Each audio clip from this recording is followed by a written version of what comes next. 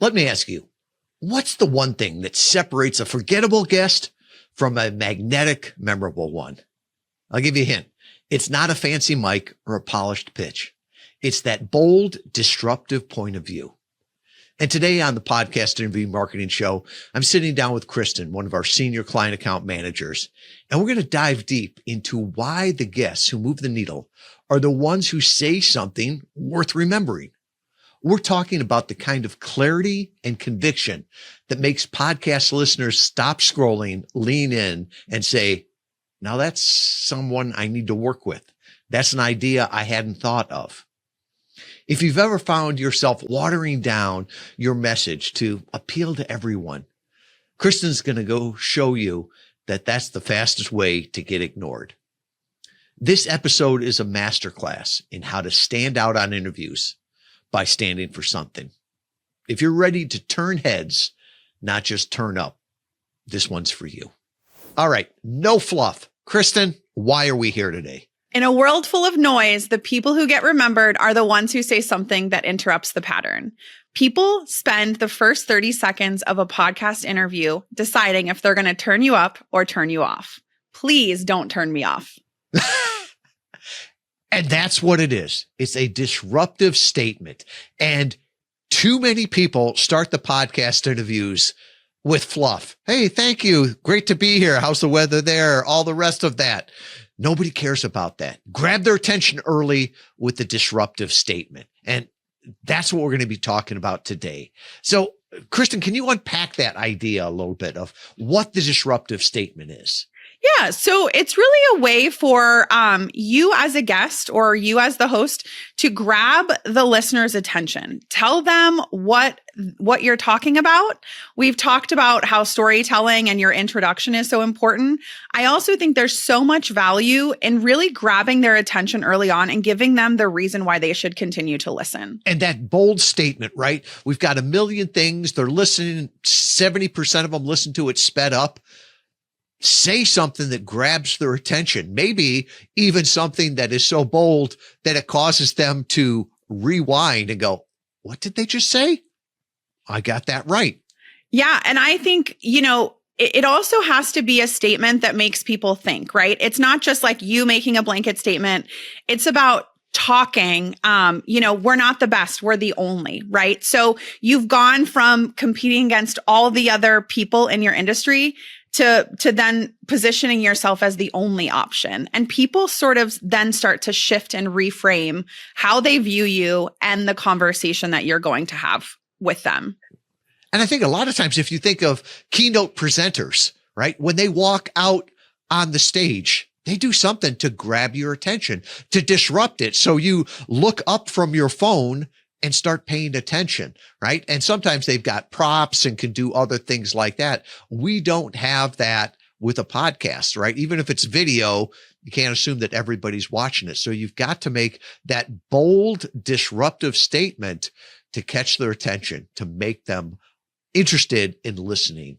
Absolutely. And I think it is so key to also, have a way to connect with them, right? And make the statement about something that's relevant to them, right? So if you're on a podcast and you're talking to dentists, I often use this as an example, make that statement relatable to them, right? You're not going to go on a dental podcast and talk about doctors. You're going to make something relevant to them. And that whole thing of content is king, but context is God. And too many people out there, it's like, I want to be a thought leader.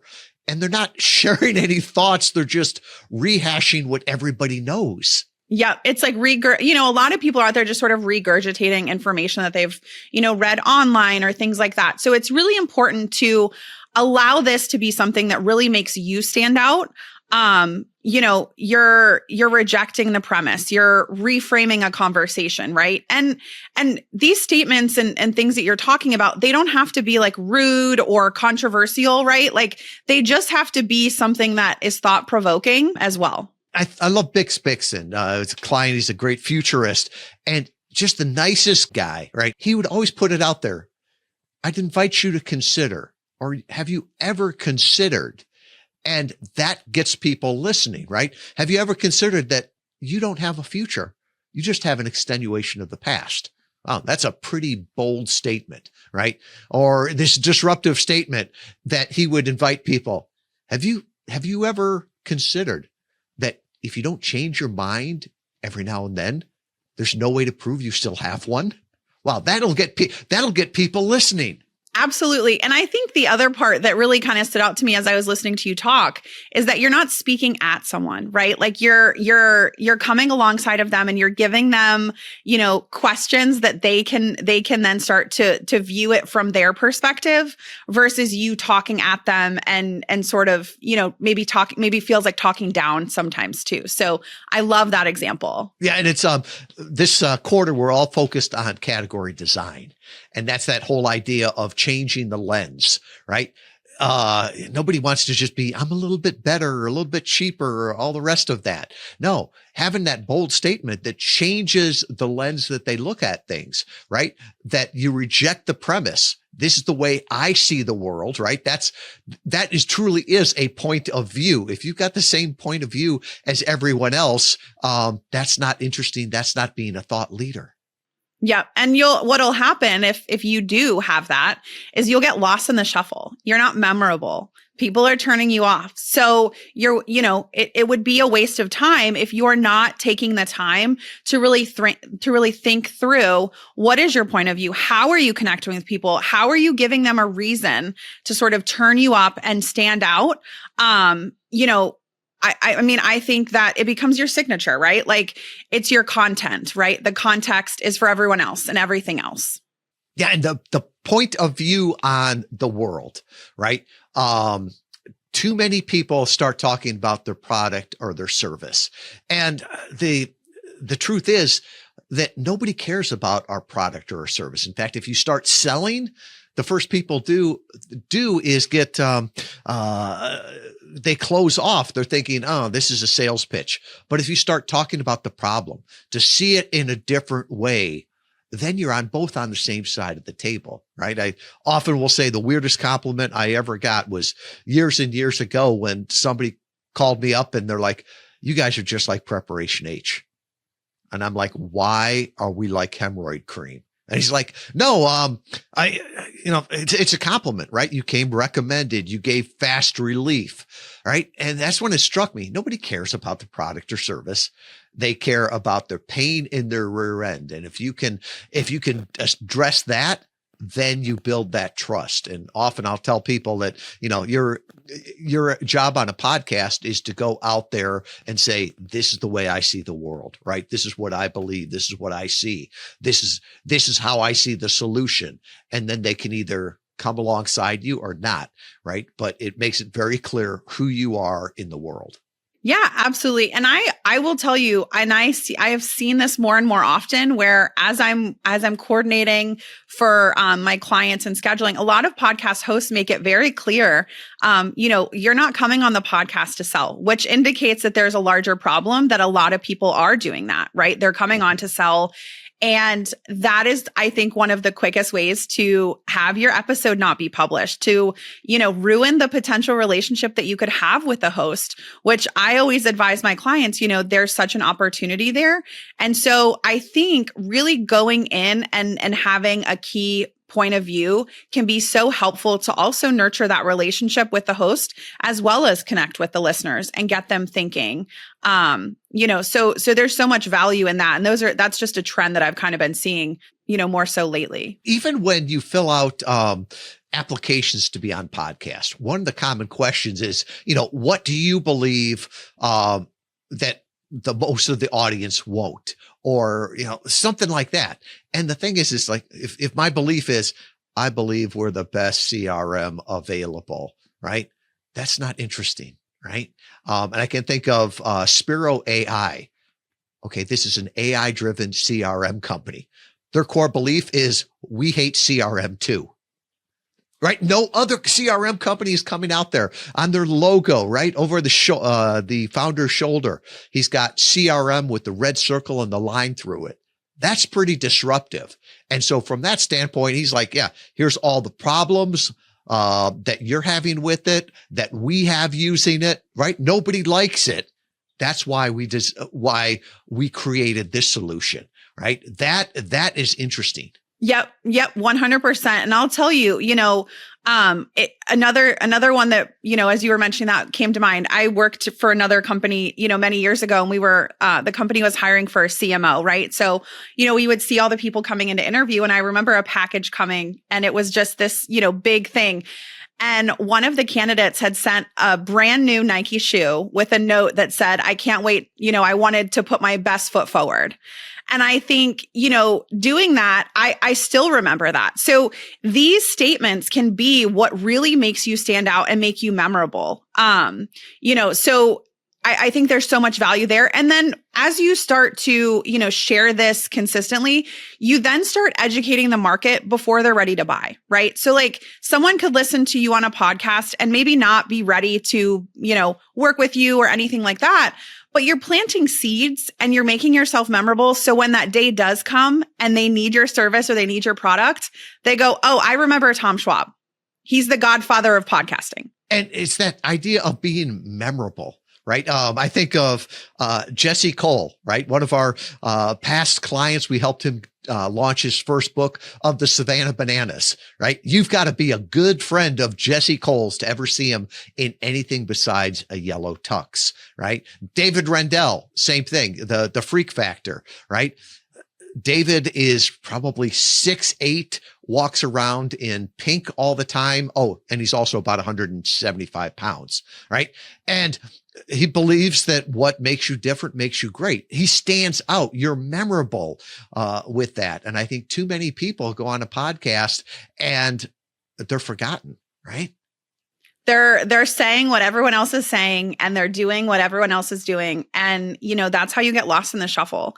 You're not offering something that no one else is. You're just, you're one in a million. And, unless you really are able to convey to the people in your target audience, like who you are and what makes you different, I don't know how you're going to be successful. I don't know how you're going to, meet new people and grow your business if you're constantly working to, just blend in. There's a great copywriter, Rick Bennett. He's known as the marketing assassin, and he wrote all the great copy for Oracle, for Salesforce, and he'd do Wall Street Journal ads, things like that. And he always talks about that you should be bold. And I love how he phrases that. And he's like, he's a believer. And he says, because God hates cowards, right? And he quotes that there's in scripture there, it says, be cold or hot. If you're just warm, everybody spits you out. And his point is that God hates cowards and the market just ignores them, right? Nobody remembers 99.9% of the ads that run in Wall Street Journal. Rick Bennett's ads, they were remembered. And some of them got him hired. Some of them got him fired too, but he was bold. People knew who he was and people hired him for that. As we were talking, it made me think of something. So if you have not had, maybe you haven't had these statements or provocative things that you're discussing, you become stagnant, right? So how do you sort of get out of that pattern and make that change? And I'll tell you one thing that came to mind. I live in Tampa, and so we have an airport here, and their social media person is hilarious. And they've said, I guess people were complaining about the airport, and they said, okay, no problem. We're no longer known as an airport. We're known as a home to a flamingo.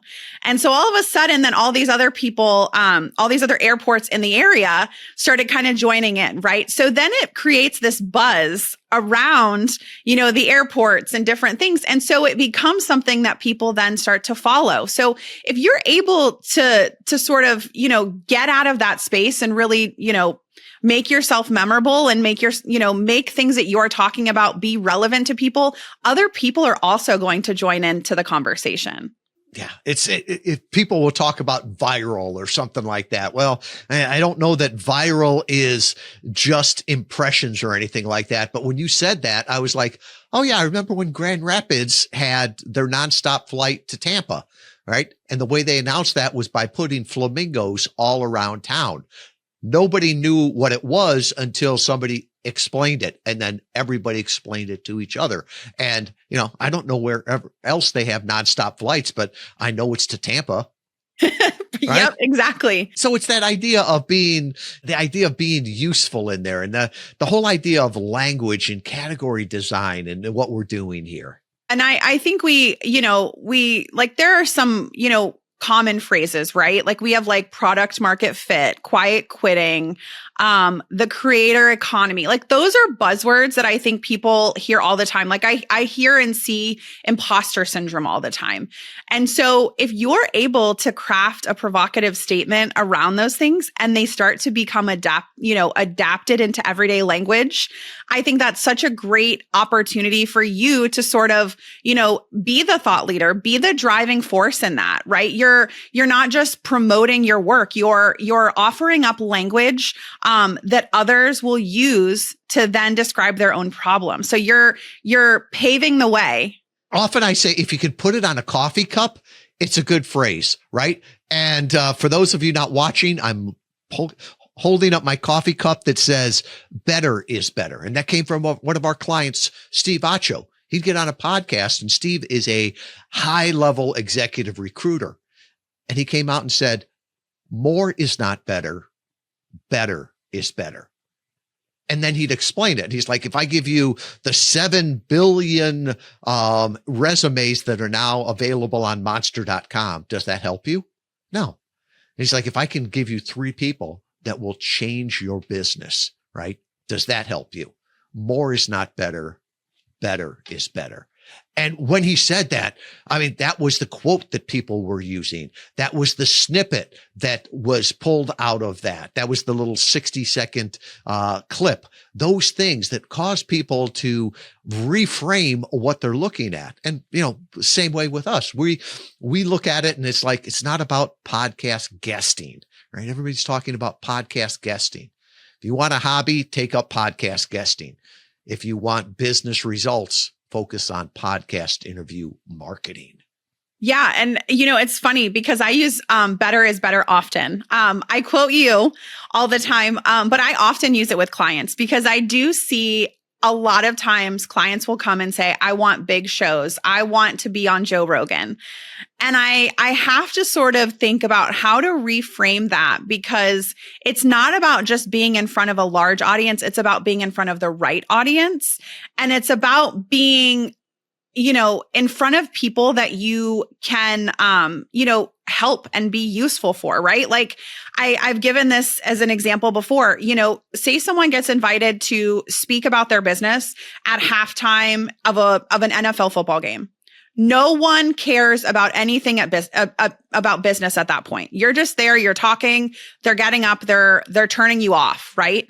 If you are targeting dentists, as I explained before, and you get invited to speak at a dental convention with 1,000 dentists, you're going to have far more value to those people, and you're going to have far more opportunities in that audience versus the audience of 50 or 60,000 people that care nothing about what you're talking about. That focus, that framework for it made me think. Recently, I was talking with a prospective client, and she said, "I want to go whale hunting, right? I want to go for the whales." And I had just watched a movie based on a good book called Moby Dick. And I thought about that, and I'm like, I read Moby Dick years ago, right? Whale hunting. I think they were out for 3 years and pretty much everybody died, right? That's not what we want to do. Whale hunting is not effective. If we want fish, let's find you the fish market, right? And we'll go there every time. So reframing that point of view, and that's what category design is, rejecting the premise and saying, no, this is the way I see the world. And if she still wanted to say, no, I want to go on the whale hunt, then that's her choice. But when we phrased it that way, she was like, oh yeah, definitely take me to the fish market every interview. Yeah. And I think it's really about, reaching the people that you have the ability to help and to connect with, because I think so much of what makes podcasting such a great medium is that connection, right? as a guest, you have the ability to showcase who you are, what your expertise is, what you stand for, and what you bring to the table for clients. And so if they're listening and they're turning you up versus turning you off, you have such an incredible opportunity to get in front of them for that 20 or 30 minutes to really connect and, offer them something that you don't have with any other, marketing media, platform.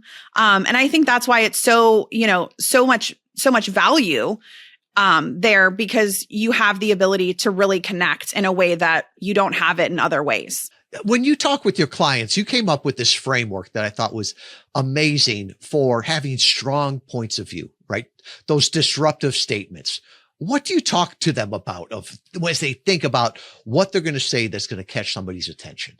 Yeah. So what I really like to do, and we have clients kind of like just starting out and, established ones, but I think what I discuss most and sort of give them an idea of is like, what makes you different? What makes you stand out, right? We have, I have a client that's an executive coach. There are so many executive coaches, right? Obviously, like your personality is going to make you stand out. But what is it that you believe and what is it that you lean into as you're working with people, right? Are you, if you're the type of person and you're just telling people what they want to hear, no one cares, right? You have to find what makes you different, what it is in your expertise or your experience, and you lean into that to differentiate yourself from other people within that space. And so I am often advising my clients to really hone in on what that looks like. And, as I'm sort of developing, their one sheets and I'm working with them on different things, like hosts will sometimes have questions. I want to make sure that I'm providing them the assistance to be provocative, to have the ideas that plant the seeds that they feel comfortable. And it's almost through our conversations that it becomes just an organic thing for them, right? We don't have to go, hey, do this disruptive, point of view. It's kind of automatic and organic throughout the process. And sometimes it's having the courage to say the emperor has no clothes, right? I think of Bill Troy that wrote that book, great book, Quicksand, right?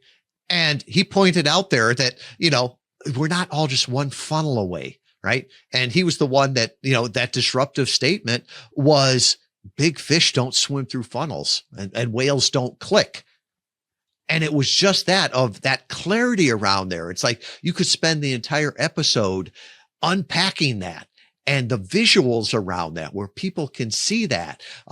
It's very, it's sort of having that, the truth to talk about, the courage to talk about what everybody else sees, what they feel that tension is out there. Yeah, like the elephant in the room, right? Like there are things that people don't want to talk about. They don't want to admit is going on, right? One thing that comes to mind is the conversation around SEO and LMO, right? Like some people are shy away from that. As we sort of see, AI and different things adapted, you're going to find people on both sides of the coin, right? Some people are pro SEO and some are pro LMO. And if you pick one side or the other, it can be a little bit polarizing. But I think having those conversations and really being able to identify, what that point of view is and why you feel that way, being able to convey that, I think then you start to open the conversation where it's not, one side or the other. It's really being able to pick out parts and pieces that are most relevant and most helpful, and then kind of identifying that part in the middle. Yeah, and with that, if I've heard the comment with that. SEO is dead, or SEO today in 2025 is like the yellow pages in Y2K, right? If people believe that, they'll listen to you, right? If they're like, oh no, SEO will be here forever. Okay, let's get that figured out really quickly, so that you don't waste their time or your time. But if they believe that, no, yellow pages are gone, SEO is gone, now in the future, Perplexity and ChatGPT will be your best referral sources. Okay, let's talk about language machine optimization of what we can do with that. And it's that fine line between making predictions, which can be dangerous, and sharing, this is where I see the world going. And I think that even just the way that you frame those two statements, right? You're saying almost the same thing, but I think it's also the way that you say it. And I briefly touched on this before, but I think, sharing your insights and your background and your expertise and giving people something to think about is super beneficial, besides just speaking at them and saying, well, this is what, this is where we're going. This is what we're doing, different things like that. So I think it's also important, in terms of how you're framing that out, right? So you're not talking at people, you're coming alongside of them and giving them things to think about. Those I believe statements are so powerful, right? I think of like Lomi, great client, category designer, and they turn trash, food waste into compost.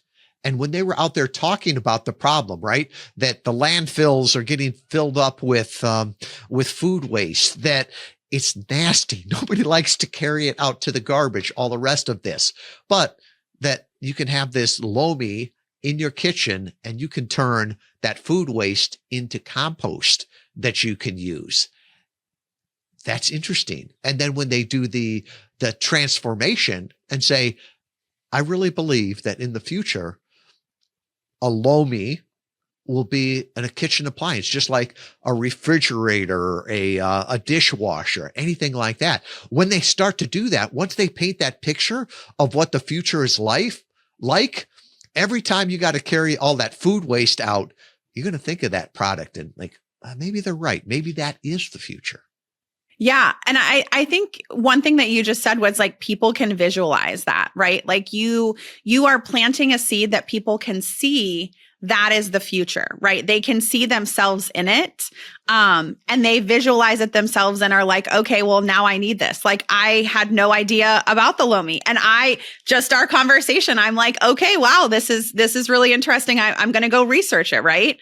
And so I think, just that short clip, right, can make a difference. What podcast interview marketing works great for is the category design, right? Where it's not like we're cheaper, we're faster, we're better. No, we're different. And you can't explain that with a Facebook ad or a Google ad or a little meme. No, it takes a conversation there, because once you change the way people see the world, it's hard for them to ever go back, right? It's that once you've seen it through a different point of view, right, then it's hard to ever see it back the same way.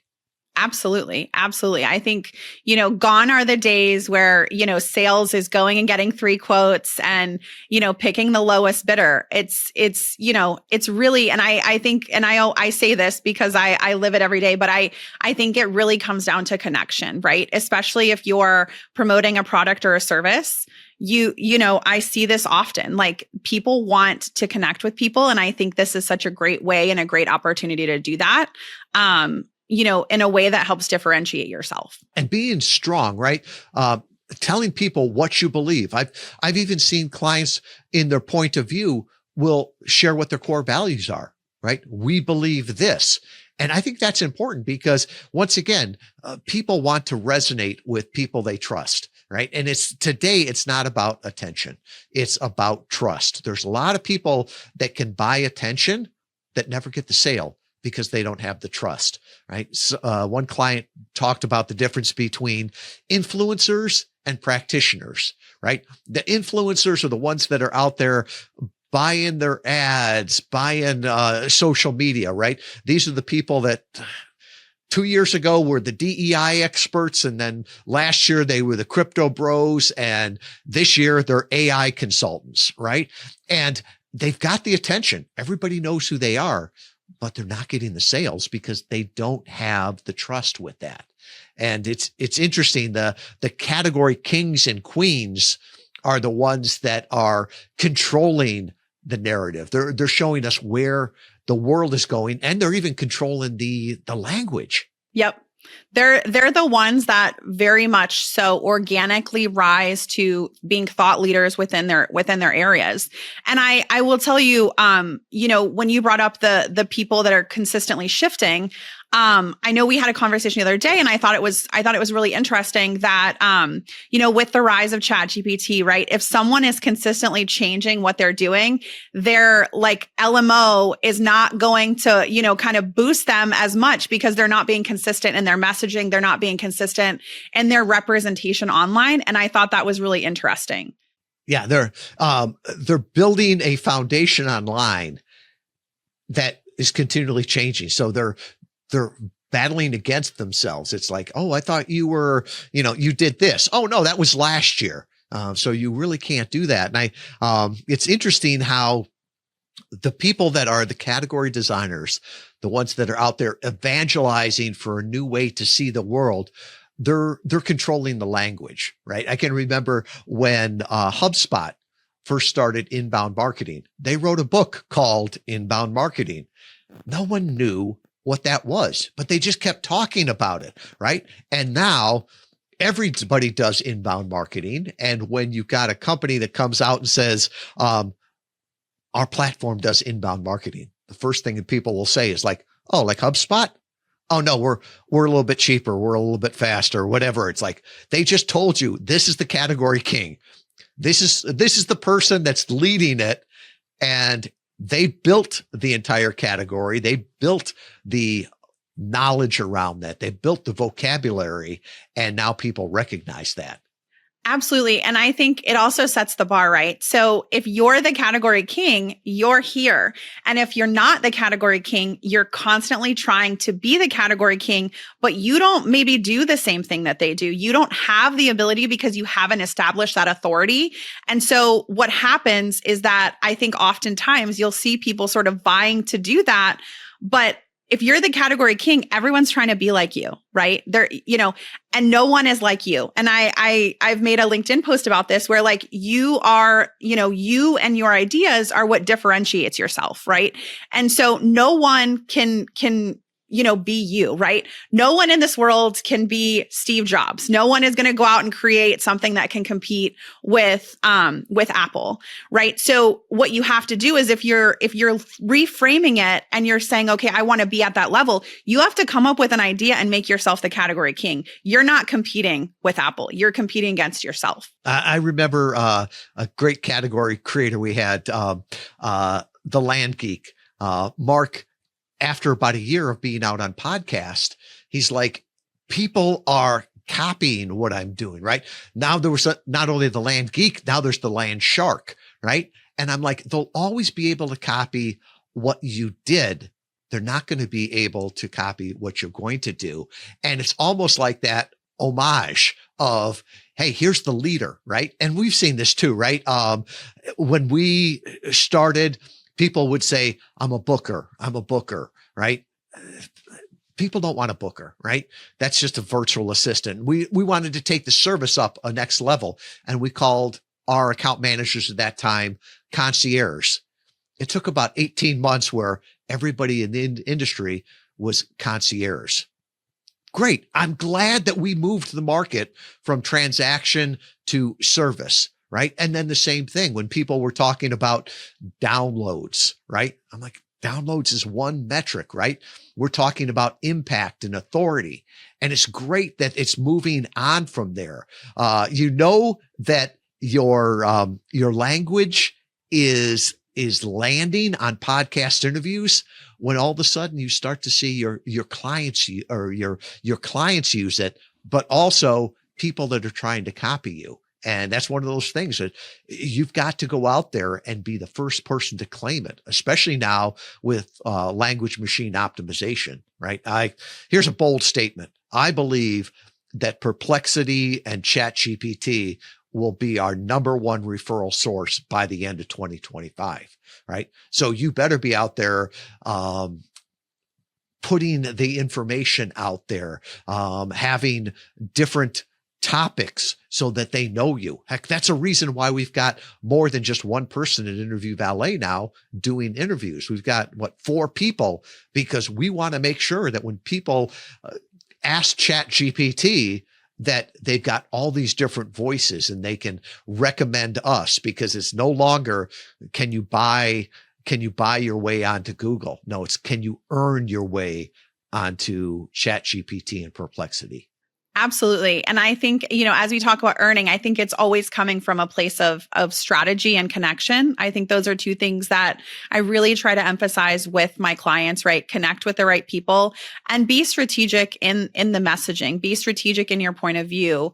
And as we've kind of talked about, better is better, right? More is not better, doing more with what you have, and so I think that there's so much value in that. So as we wrap up here, any final thoughts on the disruptive statements that you can make on a podcast interview to stand out, to be memorable, and to really make a business impact with every interview?